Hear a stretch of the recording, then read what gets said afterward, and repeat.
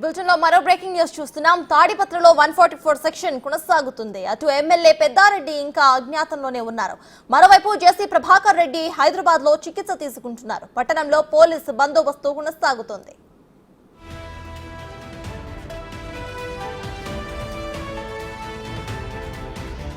తాడిపత్రి అల్లర్లలో పాల్గొన్న 532 మందిపై కేసులు నమోదు చేశారు పోలీసులు. అందులో 91 మందిని గుర్తించి అరెస్టు చేసి రిమాండ్ కు తరలించారు. మిగతా వారిని గుర్తించే పనిలో తాడిపత్రి పోలీసులు ఉన్నారు.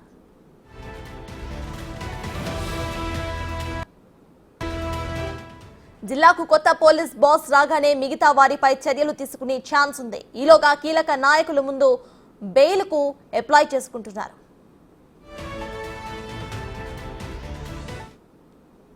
ఇప్పటికైతే విషయంపై పూర్తి డీటెయిల్స్ మా ప్రతినిధి యోగానంద్ లైవ్ లో అందించడానికి సిద్ధంగా ఉన్నారు. యోగానంద్, చెప్పండి, తాడిపత్రిలో గొడవలో పాల్గొన్న 500 మందిలో కేవలం 91 మంది మీద ప్రెజెంట్ అయితే పట్టుకున్నట్టు తెలుస్తోంది పోలీసులు. అయితే ప్రెజెంట్ అక్కడ అప్డేట్స్ ఏంటి? ఇక మిగతా వాళ్ళని పట్టుకునేందుకు ఎటువంటి చర్యలు చేస్తున్నారు? తాడిపత్రి పట్టణంలో 144 సెక్షన్ ఇంకా అమలు అవుతూనే ఉంది. దాదాపుగా అల్లర్లో పాల్గొన్న 2 రోజులు పోలింగ్ రోజు, పోలింగ్ మరుసటి రోజు దాదాపుగా అల్లర్లో పాల్గొన్న 532 మందిపై కేసును నమోదు చేశారు. మొత్తం అన్నోన్ పర్సన్స్ మీద కేసులు ఎక్కువ నమోదు చేశారు. వాళ్ళు ఎవరు ఐడెంటిఫై అయిన తర్వాత వారి పేర్లు పెట్టి వాళ్ళు పూర్తిగా ఎఫ్ఐఆర్ నమోదు చేసే అవకాశం ఉంది. ముఖ్యంగా కీలక నేతలు ఎవరైతే ఉన్నారో కేతిరెడ్డి పెద్దారెడ్డి కానీ జేసీ ప్రభాకర్ రెడ్డి ఇరువురిపై కూడా కేసులు నమోదు చేసే అవకాశం ఉంది. దాదాపు జిల్లా కొత్త బాస్ ఇవాళ సాయంత్రం లోపు రానున్నారు. జిల్లాకు పోలీస్ బాస్ వచ్చిన వెంటనే మిగతా అందరిపై కూడా చర్యలు తీసుకునే అవకాశం ఉంది. ప్రస్తుతం 91 మందిపై కేసులు నమోదు చేసి వారిని కడప జిల్లా జైలుకు తరలించారు. ప్రస్తుతం మనం కేతిరెడ్డి ఇంటి వద్ద ఉన్నాం, చూస్తున్నాం. కేతిరెడ్డి ఇంటి వద్ద, ఎమ్మెల్యే కేతిరెడ్డి ఇంటి వద్ద ప్రస్తుతం అంతా కూడా నిర్మానుష్యంగా మారి ఉంది. ఎక్కడా కూడా బందోబస్తు పోలీసులు పూర్తి కల్పిస్తున్నారు. పూర్తి చుట్టూ, ఇంటి చుట్టూ బారికేడ్ ఏర్పాటు చేసి ఎవరు కూడా దరిదాపులకు కూడా వచ్చి రాకుండా మొత్తం అన్ని కూడా ఇంటి చుట్టూ దాదాపు ఇంటికి ఎన్ని దారులు ఉన్నాయో అన్ని దారుల వైపు కూడా బారికేడ్లు ఏర్పాటు చేసి పోలీసు బందోబస్తు కొనసాగుతూనే ఉంది. దాదాపుగా కేతిరెడ్డి పెద్దాడికి ఇప్పటికీ అజ్ఞాతంలో ఉండడంతో ఎక్కడున్నాడు అంటూ కూడా పెద్ద ఎత్తున చర్చ నడుస్తుంది. అజ్ఞాతంలో ఉన్నాడా, లేదా మిస్సింగ్ అయి ఉన్నాడా, లేదంటే పోలీసులు ఎక్కడ హైడ్ చేసి ఉంచారా అనేది కూడా ప్రశ్నార్థకంగా మారింది. అనుచరులు కూడా ఒక ఆందోళన నెలకొంది. దాదాపు 13వ తేదీ పోలింగ్ రోజు నుంచి, పోలింగ్ మొదటి రోజు నుంచి ఆయన కనిపించడం లేదు. సాయంత్రం 7 గంటల నుంచి ఆయన ఎక్కడ కూడా ఆయన జాడలేదు. ఫోన్ స్విచ్ ఆఫ్ వస్తా ఉంది. అనుచరుల ఫోన్ కూడా స్విచ్ ఆఫ్ వస్తున్నట్టు ఆయన ఎక్కడున్నాడన్నది కూడా అనుమానాస్పదంగా మారింది. కొంతమంది బళ్ళార్లో ఉన్నారంటూ, కొంతమంది హైదరాబాద్లో ఉన్నారంటూ కూడా రకరకాలుగా ప్రచారం జరుగుతుంది. కాబట్టి ఇప్పటికీ ఇంకా ఆయన జాడ ఆచూకీ లభించలేదు. ఈ లోపు ఆయన ముందస్తు బెయిల్కి అప్లై చేసుకుంటున్నాడు అంటూ కూడా వార్తలు వస్తూ ఉన్నాయి. ఈ ఎఫ్ఐఆర్లో ఎప్పుడైతే తన పేరు కనిపిస్తుందో ఆ వెంటనే ఆ ఎఫ్ఐఆర్ ఆధారంగా తన ముందస్తు బెయిల్కి అప్లై చేసుకున్న తర్వాత పూర్తిగా వెలుగులోకి ఆయన బయటకు వచ్చే అవకాశం కనిపిస్తుంది. ప్రస్తుతం ఇంటి దగ్గర అయితే ఏ ఒక్క మనిషి కూడా, కేవలం పని మనుషులు తప్ప ఏ ఒక్కరు కూడా లేదు. అయితే గొడవలో జరిగిన పగిలిపోయిన అద్దాలున్న కార్లన్నీ కూడా ఇక్కడే వదిలేసి వెళ్ళిపోయారు. ఇంటి చుట్టూ కూడా కేవలం కార్లు మాత్రమే కనిపిస్తుంది తప్ప మనుషులు ఏ ఒక్కరు కూడా కనిపించట్లేదు. నిర్మానుష్యంగా ఉంది. ఎక్కడ చూసినా కూడా చుట్టూ భారీ పోలీస్ బందోబస్తు కూడా ఏర్పాటు చేసి ఉంచారు. ఎవరైనా అనుచరులు వచ్చినా కూడా వాళ్ళందరినీ కూడా వెనక్కి పంపించే విధంగా కూడా ఏర్పాటు చేసి ఉంచారు. అయితే ఎఫ్ఐఆర్ లో పేరు నమోదు చేసిన వెంటనే ఆయన ముందస్తు బెయిల్ కూడా అప్లై చేసేందుకు కూడా రెడీగా ఉన్న సమాచారం మాకు సమాచారం అవుతుంది. బెయిల్ వచ్చిన వెంటనే ఆయన తాడిపత్రి పట్టణంలో కానీ అనంతపురంలో కానీ ఎంట్రీ ఇచ్చే అవకాశం ఉంది. ప్రస్తుతం అయితే కన్నా దాదాపు 91 మందిని గుర్తించి వారందరినీ కూడా రిమాండ్ తరలించారు. దాదాపు 6 సెక్షన్ల కింద కేసు నమోదు చేసి, అది నాన్ బెయిలబుల్ సెక్షన్ల కింద కేసు నమోదు చేసి వారందరినీ కూడా కడప జైలుకు తరలించారు. మిగతా వారికి కూడా గుర్తించే పనిలో పడ్డారు. దాదాపు 1000 మందిపై కేసులు నమోదయ్యే అవకాశం ఉంది. జిల్లాకు పోలీస్ కొత్త బాస్ వస్తే ఇవన్నీ కూడా ముందుకు కదిలే అవకాశం ఉందని కూడా వార్తలు వస్తూ ఉన్నాయి. కేతిరెడ్డి పెద్దారెడ్డి హౌస్ వద్ద ఉన్నాం. దాదాపుగా మొత్తం అంతా కూడా హౌస్ మొత్తం ఏదైతే సీసీ కెమెరాలో పోలీసులు ఎక్కడైతే ఇదే ప్లేస్ లో నిన్న కార్యకర్తలు కూడా ప్రస్తుతం మనం చూస్తున్న ఇదే ప్లేస్ లోనే కార్యకర్త విచక్షణ రహిత కొట్టారంటూ కూడా ఆరోపిస్తూ ఉన్నారు.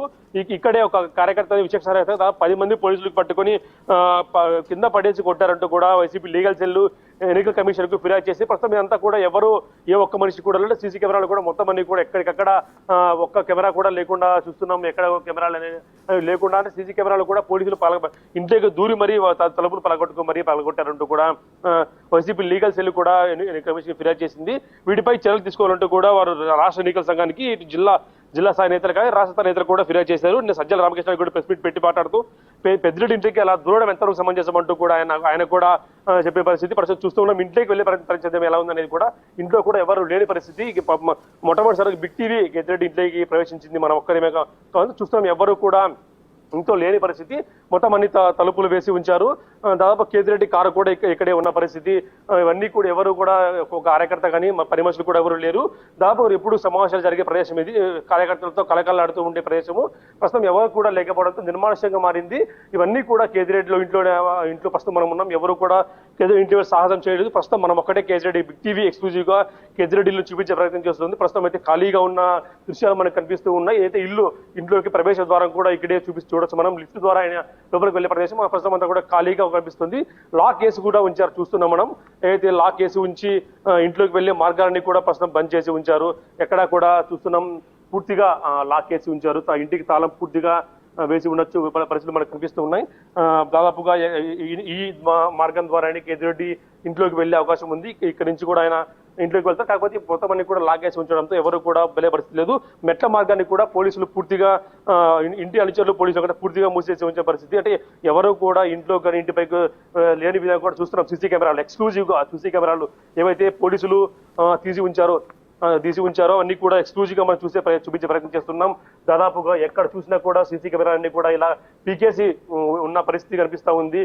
కేతిరెడ్డి నివాసంలో ఒక బీతావాహ పరిస్థితిని పోలీసులు క్రియేట్ చేశారంటూ కూడా వైసీపీ నేతలు కూడా కంప్లైంట్ చేయడం జరిగింది. అయితే మన ఎన్నికల కమిషన్ కి చూస్తున్నాం మనం. సీసీ కెమెరాన్ని కూడా ప్రస్తుతం అన్ని పీకి ఉంచారు. ఇంట్లోకి కూడా ఎవరు రాకుండా కూడా పూర్తి బందోబస్తు కూడా ఏర్పాటు చేసి ఎక్కడ చూసినా కూడా పోలీసు రాజ్యమే నడుస్తున్నారు. దాదాపు పట్టణం అంతా కూడా పోలీసులే ఉన్న పరిస్థితి చూస్తున్నాం. ఎక్స్క్లూజివ్ గా సీసీ కెమెరాలు కూడా బిగ్ టీవీ ఇంట్లోకి వెళ్లి మరీ చూపిస్తున్న పరిస్థితి. ఎవరు కూడా ఏ ఛానల్ కూడా ఇంతవరకు కేతిరెడ్డి ఇంటికి వచ్చిన సాహసం చేయలేదు. బిగ్ టీవీ ఎక్స్క్లూజివ్ గా అందరికీ కూడా చూపిస్తుంది.